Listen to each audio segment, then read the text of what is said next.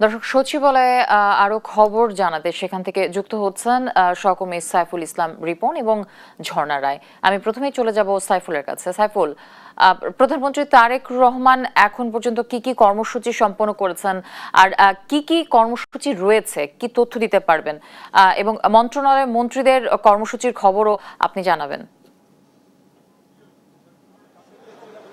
নতুন সরকারের কার্যক্রমের যে দ্বিতীয় দিন, সেই দ্বিতীয় দিন সকাল থেকেই কিন্তু কর্মব্যস্ত দিন কাটাচ্ছেন বিএনপি চেয়ারম্যান এবং প্রধানমন্ত্রী তারেক রহমান। এবং তিনি আজ সকাল 9:15টার দিকে সচিবালয়ের যে প্রধানমন্ত্রী কার্যালয় রয়েছে সেই কার্যালয়ে বসে তিনি তার কার্যক্রম শুরু করেন। এবং শুরুতেই তিনি দুটি গোয়েন্দা সংস্থার প্রধানের সাথে তিনি বৈঠক করেছেন এবং তার পরবর্তীতে তিন বাহিনীর প্রধান যারা রয়েছেন তাদের সাথে তিনি বৈঠক করেছেন। এবং তার পরবর্তীতে বিএনপির নির্বাচনের আগে যেটি অন্যতম বড় একটি ইস্তেহার ছিল দেশের নারী ক্ষমতায়নের জন্য এবং নারীদের অর্থনৈতিকভাবে স্বাবলম্বী করার জন্য যে ফ্যামিলি কার্ড প্রদান, সেই ফ্যামিলি কার্ড নিয়ে ঠিক কিভাবে বন্টন করা যায় এবং কিভাবে সেই পরিকল্পনা বাস্তবায়ন করা যায় সেই বিষয়টি নিয়ে কিন্তু আন্তঃ মন্ত্রণালয় বৈঠক হয়েছে। এবং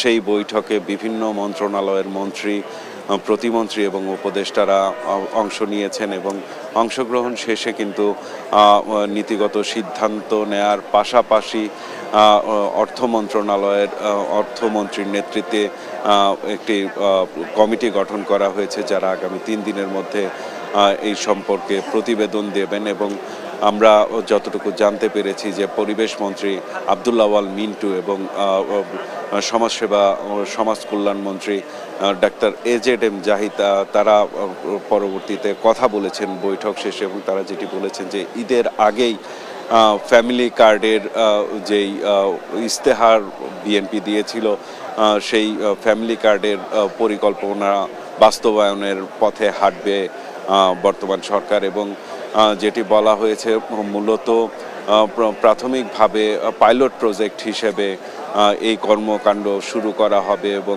ঈদের আগেই সেটি শুরু করা হবে। এবং দেশের যে অন্যান্য নাগরিক সুবিধার জন্য যেসব চলমান কার্ডগুলো রয়েছে সেই কার্ডগুলো কিন্তু অব্যাহত থাকবে বলেও জানিয়েছেন সরকারের মন্ত্রীরা। এবং যেটি বলেছেন যে এই ফ্যামিলি কার্ড বিতরণের ক্ষেত্রে কোনো ধরনের যেন বৈষম্যের সৃষ্টি না হয় কিংবা পক্ষপাতিত্বের কোনো সুযোগ না থাকে সেই বিষয়টি কিন্তু নিশ্চিত করবে সরকার। এবং এর পাশাপাশি সরকারের মন্ত্রী ডাক্তার এজেড জাহিদ হোসেন যেটি বলেছেন যে অন্যান্য যে কোনো নাগরিক সুবিধার জন্য যেসব কার্ডগুলো রয়েছে সেই কার্ডগুলোর থেকে এই ফ্যামিলি কার্ডের যেই মূল্যমান সেটি অনেক বেশি হবে এমনটি কিন্তু তিনি জানিয়েছেন। এবং এই ফ্যামিলি কার্ডের পরিকল্পনা বাস্তবায়ন ঈদের আগেই হবে এবং সেটি খুব দ্রুত সময়ে সারা দেশব্যাপী ছড়িয়ে দেওয়ার পরিকল্পনা রয়েছে এমনটি কিন্তু এই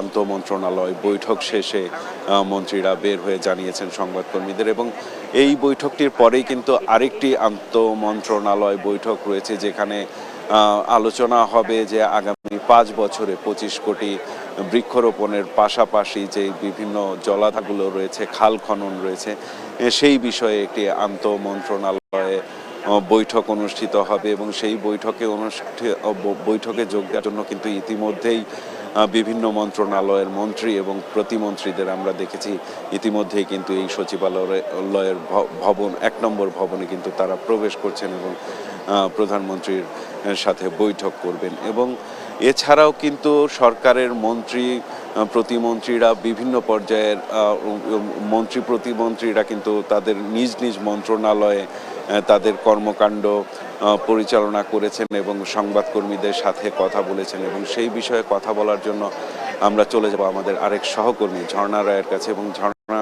রায়ের কাছে আমরা জানতে চাইব যে অন্যান্য মন্ত্রণালয়ের মন্ত্রী প্রতিমন্ত্রীরা তাদের নিজ নিজ দপ্তরে আজও কাজ করছেন এবং তারা সংবাদকর্মীদের সাথে কথা বলে কি বলছেন এবং কার্যক্রম সম্পর্কে একটু বিস্তারিত জানাবেন ঝর্ণা।